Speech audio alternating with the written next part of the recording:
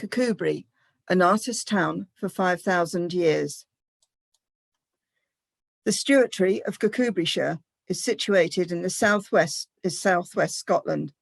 Kirkcudbrightshire is part of Galloway, Wigtownshire making up the other part. Galloway consists of several peninsulas sticking out into the Solway Firth and is divided by the rivers Cree, Fleet, and Nith. Although rock art is found along both the coast of Wigtownshire and Kirkcudbrightshire, this talk is limited to that which is found in Kirkcudbrightshire. The south of the county is bounded by the Solway Firth, the west by the Cree estuary, and the east by the River Nith, and the north by the Galloway Hills. The local geology consists of greywacke, locally known as whinstone, not the same as the Whinstone Dyke upon which Hadrian's Wall is situated, interspersed by volcanic plutons, sills and dikes. The agriculture in the south of the county is dominated by grazing pasture and silage grass, with much of the higher ground being given over to forestry and open moorland. In the area we covered, some of the larger farms have plantations amongst the pasture for pheasant cover. The recorded rock art is mostly, but not entirely, found in the improved pasture in the south of the county, bordering the estuaries of the Cree, Dee and Fleet, and along the Solway coast east of the Dee estuary. In Kirkcudbrightshire, we have found that while some of the rock art occurs on small greywacke knolls situated in the pasture land, some of the panels are, however, on greywacke outcrops at ground level and are often quite difficult to find, as many of the panels are hidden under thick turf. Many of these panels have the incorrect grid references recorded, which makes the finding of them even more difficult. Rock art in Kirkcudbrightshire seems to be largely unrecorded, although not unknown until 1882, when Mr. J. Romilly Allen recorded two sites, Arvey and High Arkenlary, in the Proceedings of the Society of Antiquities and Antiquaries, Scotland. After that, many sites were recorded and drawn by F. Coles, W. Thompson, D. Corson, Hamilton, and E. A. Hornell, and were recorded in the Proceedings of the Society of Antiquaries and the Transactions of the Dumfries and Galloway Natural History and Antiquarian Society. Coles remarked in 1892 that until recently, many of the sites were thought to be in a narrow strip of land on either side of the river or near the sea. However, some had now been found at Castle Creevy. The slide shows Cole's illustration of the Bow May group in his article for the PSAS. Highbanks was a site much admired by the group. Hornell made a plaster model which now sits outside the Stewartry Museum in Kirkcudbright. During the 70s, Ronald Morris studied the rock art in Galloway and produced a book, The Prehistoric Rock Art of Galloway and the Isle of Man. During the 80s, Martin van Hoyk undertook a lot of detailed work in the area. And around this time, there were several other groups also recording in the area. During the early 2000s, the Royal Commission on the Ancient and Historical Monuments of Scotland also surveyed several of the clusters. This is an interim report for Scrap, as the Kirkcudbright group have many more panels to record. Lockdowns in the past year have made it virtually impossible to undertake fieldwork. The panels we have recorded so far are mostly within 5 kilometres of the coast or the Dee estuary. So far, we have found that although most of the rock art initially appears to be scattered, the panels occur in quite discrete groups. There are, of course, a few exceptions to this. The majority of panels we have recorded occur with extensive vistas over the local hills and the coastline of the Solway Firth or Dee estuary on 3 sides, but with a more restricted view on the 4th. To a modern eye, the majority of the prehistoric artists chose to place their work on outcrops with stunning views of the surrounding countryside. although as the rock art is usually at ground level, the panels would not have been visible to a passerby unless they were virtually standing on top of them, unless the panel's position was marked in some way. I can personally attest that prehistoric people seem to have chosen particularly exposed sites. So far, the vast majority of panels we have recorded point either to the northeast in the direction of Ben Gairn, 391 metres, or to the northwest in the direction of Cairn Harrow, 456 metres. In terms of elevation, there appears to be several height bands where the rock art occurs. The lowest, Balmay and Grange, between 20 and 45 metres. Milton Parks, Dunrod, Townhead and Bombay, 45 to 90 metres. Knockshinney, Galtway, Castle Creevy and Highbanks, over 100 metres. The highest we have found so far is Newlaw at around 140 metres. Generally, the elevation of the rock art increases the farther it is from the coast, as geographically the land around the coast is lower. Modern plantations, woodland and gorse thickets make it difficult to see whether or not the knolls with panels could have been seen from another cluster. There are some recorded sites of cut marks in areas some way inland, but they are still in areas which have improved pasture land, such as the grouping of cut marks at Cowton Mains and Drumbeck. The inland areas are more likely to be nearer the moors, where there is extant evidence of hut circles and strings of burnt mounds following the many streams.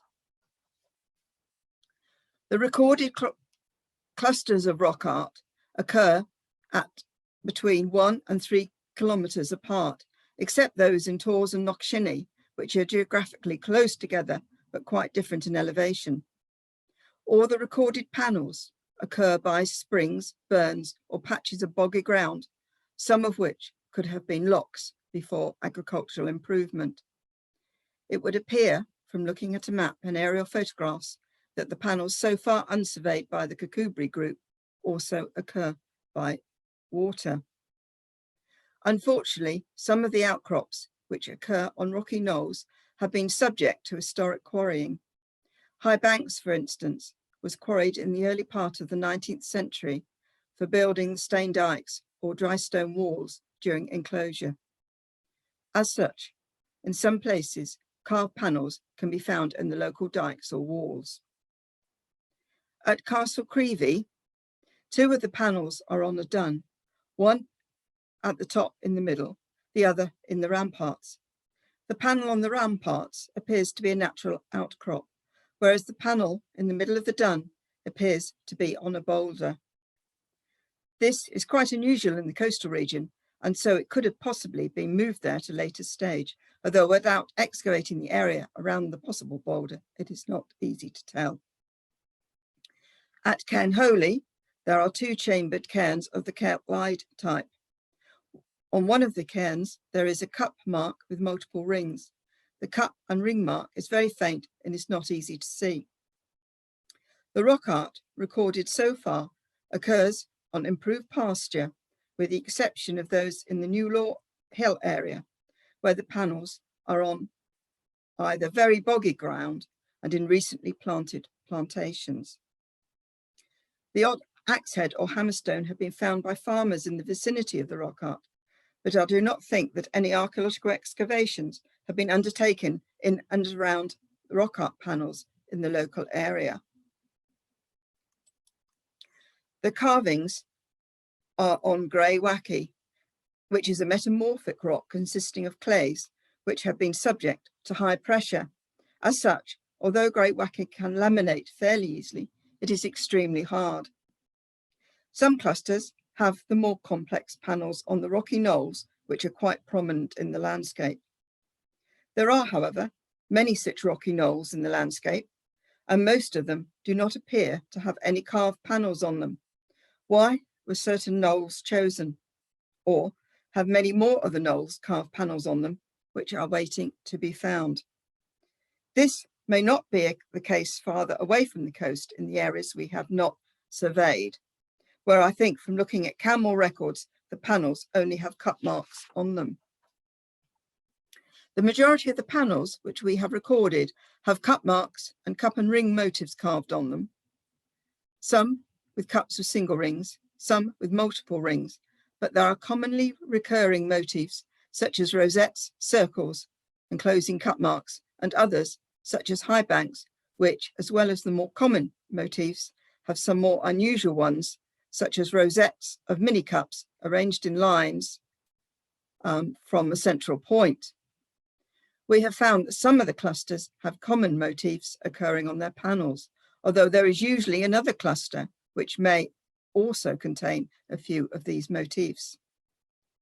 Those in the Milson Parks group have a lot of cups with partial rings and arcs carved onto them, as well as the more usual single cups and cup and ring motifs. New Law Hill, too, has arcs and partial rings, but also lots of mini cups. Mini cups are the trademark motif at High Banks. High Banks consists of several decorated panels, with many of the common Kirkcudbright motifs carved on them, such as single cups and cups with multiple rings. However, the iconic main panel has circles of rosettes surrounding a cup with 2 rings. 2 of the 3 panels recorded at Park of Tongland have just cup marks, while the 3rd has a cup with multiple rings.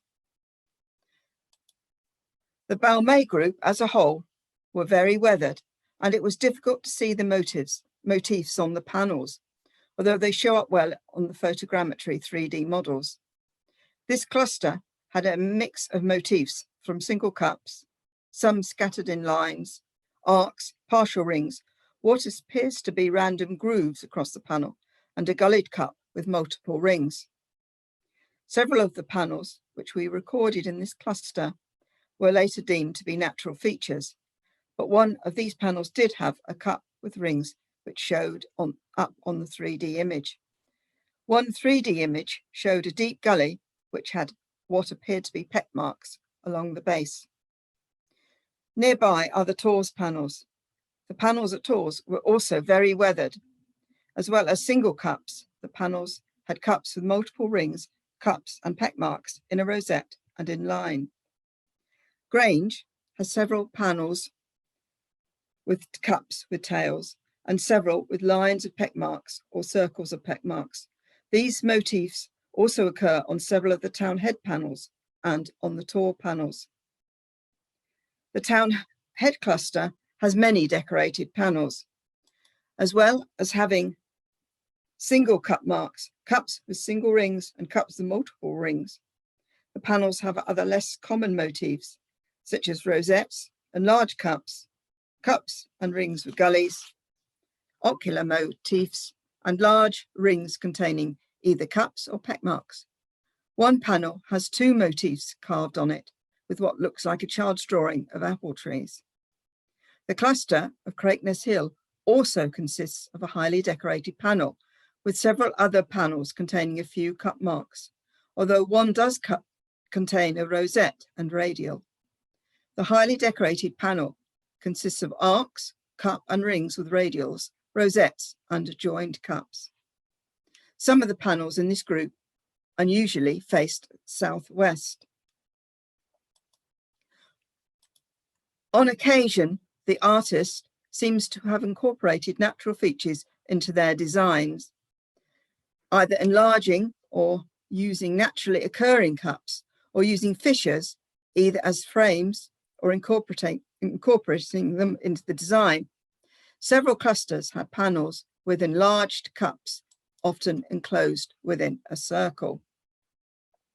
We were baffled as to why there were beautifully flat and smooth panels which were not used for carving, whilst the next door panel, which to our eyes looked rougher and more cracked and fissured, had been used. Each member of the group has come up with ideas of what the motifs may mean, although as we recorded the panels, some of the ideas have either changed or been dismissed. One initially thought they may be maps of the heavens, another thinks they may have reflected the transition from nomadic to more settled land use. Others have speculated a more spiritual use. In the Machars, which is the peninsula overlooking the prehistory on the east and Loose Bay to the west, and an area which is also covered in rock art. LiDAR shows that there are hut circles in areas where rock art occurs. If anyone wants to see the rock art in Kirkcudbrightshire, some of the most accessible are the panels at Town Head, the panels at Grange, Newlaw Hill and High Banks. As many of the Kirkcudbrightshire panels are situated on the Army live firing range, which is in frequent use, it is imperative to check with the range officer before visiting those in the Milton Parks, Dunrod and Balmain area. There are also some good examples in the Stewartry Museum. One of our group members was particularly keen to engage the local community with their rock art, and with the help of the Galloway Glens Landscape Partnership, arranged a field day to High Banks for interested local people. She also did a talk for the National Trust and an interview on Out of Doors for Radio Scotland.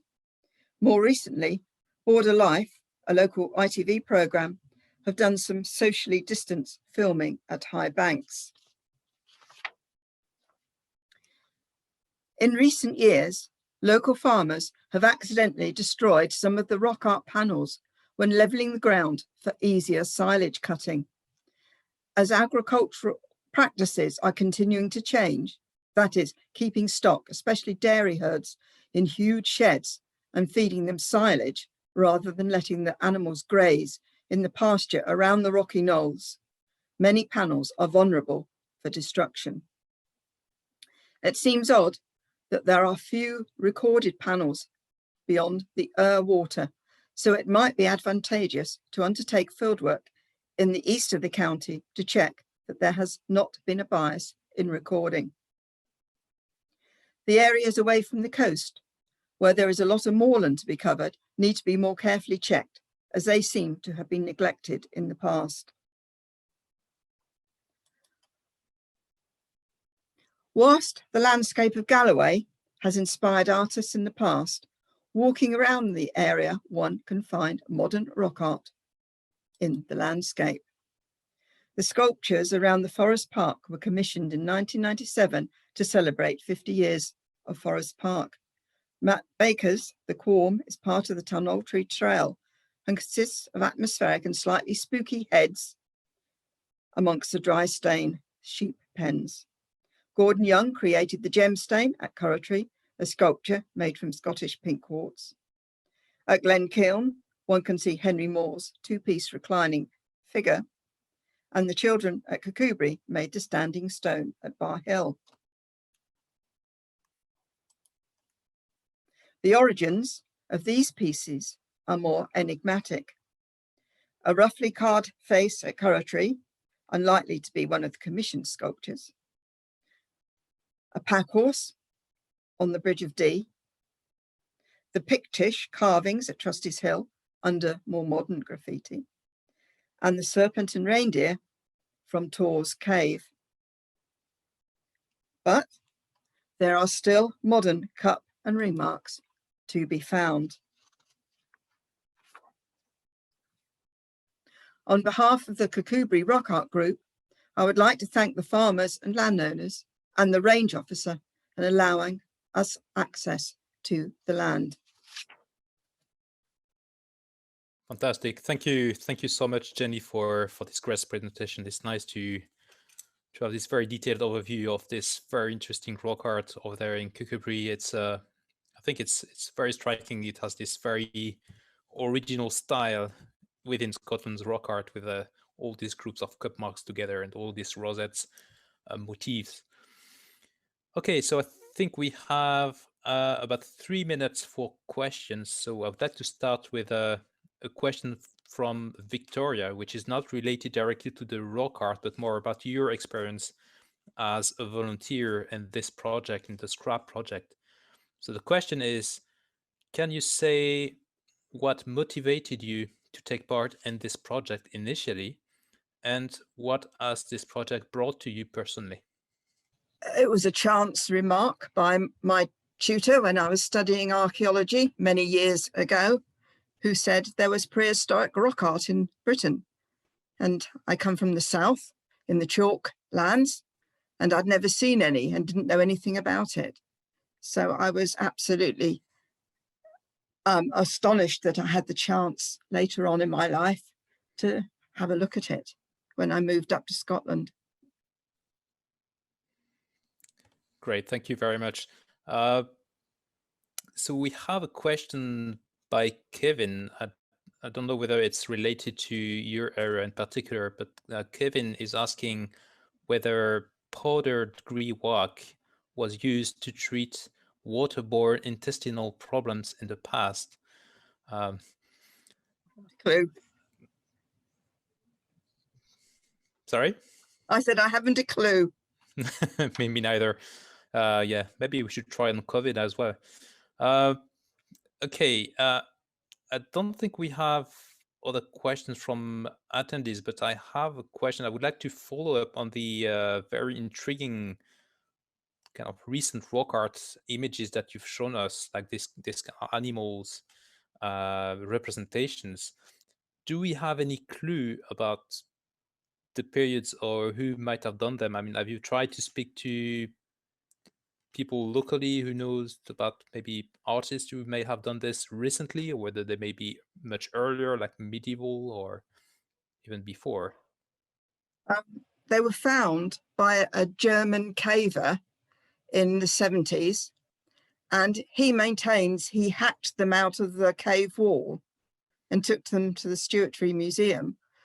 They were sent up to Glasgow and were deemed to be authentic, or probably authentic, by the person up there. However, John Picken and David Devereux have recently done some modern research into them, and they've produced a paper, and I'm not sure if it's published yet, but it suggests that they were actually either medieval or more modern graffiti in the cave. I mean, I don't know, it could quite easily be the chap who found them who did them himself. I don't know. Okay, great. I think it's just time to move to our next speaker. So thank you so much, Jenny, for your presentation.